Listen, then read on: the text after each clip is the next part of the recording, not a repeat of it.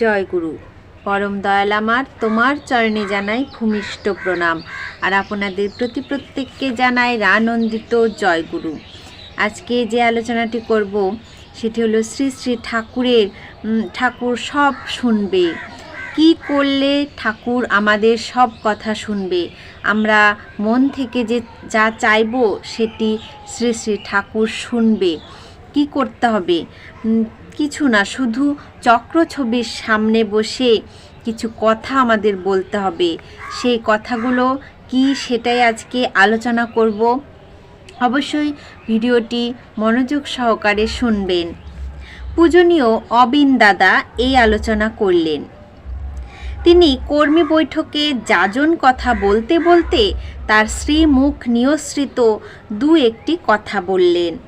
তিনি বলছেন, আমার ঠাকুরদার লেখা একটি গান আছে, মানে শ্রী শ্রী দাদার লেখা, সময় ফুরায়ে গেলে সকলে যে যায় চলে, কিছুতেই পিছু পানে চাহে না তো আর। আমরা যাদের আপন বলে মনে করি, এই পৃথিবীর সময় শেষ হলে তারা কেউই আমাদের জন্য থাকেন না, কিন্তু আমার ঠাকুর আমার মধ্যে বাস করেন। তাই আমি আর আমার ঠাকুর দুজন সব সময় থাকি। এমনকি মানুষ মৃত্যুর পরেও আমরা তার সাথে মিলিত হই। তাই আমাদের যা যা কিছু আছে সেই সব কিছু দিয়েই আমরা আমাদের ঠাকুরকে ভালোবাসবো। যেটুকু পারি, যেটুকু দিয়ে আমি ঠাকুরকে ভালোবাসতে পারি, সেই সবটুকু দিয়ে আমাকে ঠাকুরকে ভালোবাসতে হবে। ঠাকুরকে গভীরভাবে ভালোবাসলে আমরা পরিচিত অপরিচিত সবাইকেই ভালোবাসতে পারবো। কারণ আমার মধ্যে যেমন তিনি আছেন, তেমন সবার মধ্যেই আছেন। শুধু যে আমার মধ্যে ঠাকুর আছেন তা নয়, আমাদের প্রত্যেকের মধ্যেই কিন্তু ঠাকুর আছেন। আর গভীর ভালোবাসা থাকলে একে অন্যকে বুঝতে পারা যায়। আপনারা যেভাবে যেখানে যেভাবে আছেন, নিজের নিজের সাধ্য ও বোধ অনুসারে আচার্য নির্দেশ মেনে ঠাকুরের কাজ করবেন।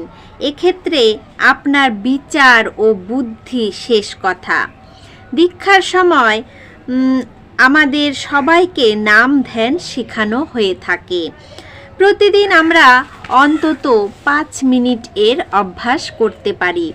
অনেক সময় দেখা যায় ধ্যান করবার সময় আজ্ঞা চক্রে আমরা বেশিক্ষণ ঠাকুরের ছবি চিন্তা করতে পারি না, কিন্তু আমাদের মা বাবা বা অন্য কোনো প্রিয়জনের ছবি তার চেয়ে বেশি সময় আমরা চোখে ধরে রাখতে পারি। কারণ তাদের আমাদের প্রতিদিনের জীবনে কাছে পাই, অনুভব করি। তাই এখন থেকেই নাম ধ্যান করবার সময় আমরা ঠাকুরের চক্র ছবিটি নিয়ে চিন্তা করব। এতে কি হবে? যখন ঠাকুরের ছবি নিয়ে চিন্তা করব, তখন ঠাকুরই আমাদের মাথার মধ্যে আসবে। আমাদের আজ্ঞা চক্রে কি হবে? সেই ঠাকুরের ছবিটি কিন্তু ভেসে উঠবে। ঠাকুরের সঙ্গে কি কথা বলবেন, ঠাকুরের কাছে কি প্রার্থনা রাখবেন, চক্র ছবির সামনে আপনি আপনার ঠাকুরকে কি কি শোনাবেন, ঠাকুরের সঙ্গে নিজেদের সুখ দুঃখের কথা, আনন্দের কথা বলবো। ঠাকুর আমাদের সব রকমের কথাই শোনেন। এরকম অভ্যাসে আমরা ঠাকুরের মুখ আমরা অনেক বেশি সময় চোখ বন্ধ করেও আজ্ঞা চক্রে ধরে রাখতে পারি। এই রকম কথাই বর্তমান আচার্যদেব বললেন। কি বললেন জানেন? বলছেন যে আপনি আপনার সমস্ত কথা তার কাছে খুলে বলুন। যাকে আপনি অন্তরে স্থান দিয়েছেন, অন্তর দেবতার কাছে আপনি আপনার কথা খুলে বলুন। যার তার কাছে বলে সময় নষ্ট করলে কি হয় বলুন তো? সে এক সময় আপনার কথাগুলো অন্য কাউকে বলবে, আপনার সুযোগ নেবে এবং আপনার মনের কথা এক জায়গা থেকে বহু জায়গায় ছড়িয়ে যাবে।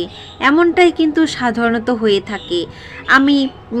আমার যদি মন খারাপ হয়, আমি সেই কথা কাউকে বলছি, বা ঝগড়া লেগেছে সেটা কাউকে বলছি, এক জায়গা থেকে অন্য জায়গায় ছড়িয়ে পড়ে। এতে কি হয়?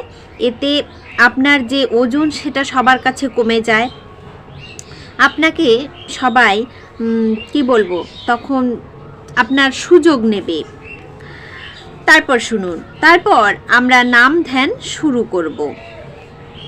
মানে ওই যে ঠাকুরের কাছে আমার মনের কথা বললাম, চক্রছবির সামনে বসে মনের কথা বলার পরে আমরা নাম ধ্যান শুরু করব। নাম ধ্যান দিয়েই ঠাকুরকে অনুভব করা যায়। শ্রী শ্রী ঠাকুর এমনটাই বলেছিলেন যে নাম ধ্যান দিয়ে কিন্তু ঠাকুরকে অনুভব করা যায়।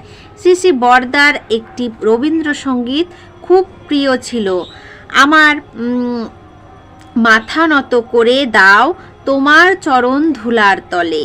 শ্রী শ্রী বরদার একটা ঘটনা আছে। শ্রী শ্রী ঠাকুর জনে জনে জিজ্ঞাসা করেছিলেন, আমি যে এত কথা বলছি সেগুলি কার জন্য? কেউ বলছেন বিশ্ব মানবতার জন্য, কেউ বলছেন জনকল্যাণের জন্য, কিন্তু শ্রী শ্রী বরদাকেও একবার প্রশ্ন করলেন। বরদা বললেন, আমার জন্যে। তিনি ছিলেন ঠাকুরের ভক্ত। ঠাকুরের বড় খোকা। ঠাকুর কোনো নির্দিষ্ট ব্যক্তির জন্য আলাদা কিছু বলেননি, তার প্রত্যেকটি কথাই আমার জন্য। আমরা কেউই কাউকে পুরোপুরি পাল্টে দিতে পারি না, এমনকি নিজের সন্তানকেও না, কিন্তু নিজের ভুলের গায়ে নিজে হাত দিতে পারি, নিজেকে সংশোধন করতে পারি। আমরা প্রত্যেকে যদি নিজেকে সংশোধন করি, তাহলে একদিন আমরা গোটা দুনিয়াটাকেই পাল্টে দিতে পারবো। এই কথাগুলি পূজনীয় অবিন্দা যাজন করতে করতে বললেন। এইভাবেই ঠাকুর আমাদের চক্রছবির সামনে বসে চলতে বলেছেন। এখানে একটি ছোট কি বলবো, একটি লেখা আছে, পরম দয়াল শ্রী শ্রী ঠাকুর নিজের হাতে লিখেছেন। গোপাল, বেশ করে চেঁচিয়ে ওদের বলে দিস তো, আর তোকেও বলিস, ওরে আহাম্মক, ওরে সোহাগ শিথিল মত্ত খেয়ালি, ওরে আদরে দুর্বল অপারক,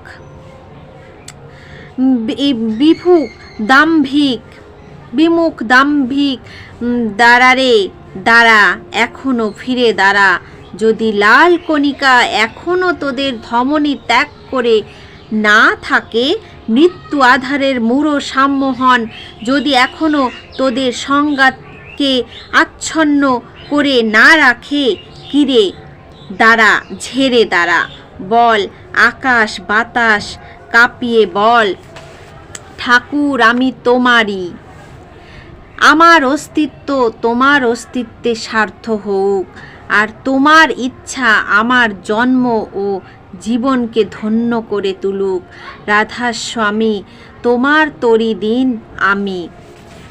এই যে কথাটা বললাম, এই যে ছন্দ তালে ঠাকুর বলেছেন, এইটা যদি আমরা ঠাকুরের মন থেকে ঠাকুরকে বলি, এইভাবে যদি আমরা ডাকি ঠাকুরকে চক্র ছবির সামনে বসে, ঠাকুর আমি তো তোমারই, আমার অস্তিত্ব তোমার অস্তিত্বে স্বার্থ হোক, আর তোমার ইচ্ছা আমার জন্ম ও জীবনকে ধন্য করে তুলুক।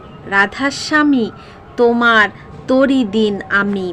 এইভাবে এই কথাগুলি যদি আমরা চক্রছবির সামনে বসে বলতে পারি, তাহলে কিন্তু ঠাকুর আমাদের সকল কথা আমরা যা নিবেদন করব, ঠাকুরকে মনের বাসনা যদি কিছু থাকে, আমরা যদি তাকে মন প্রাণ ঢেলে এইভাবে ডাকতে পারি, তাহলে তিনি অবশ্যই শুনবেন।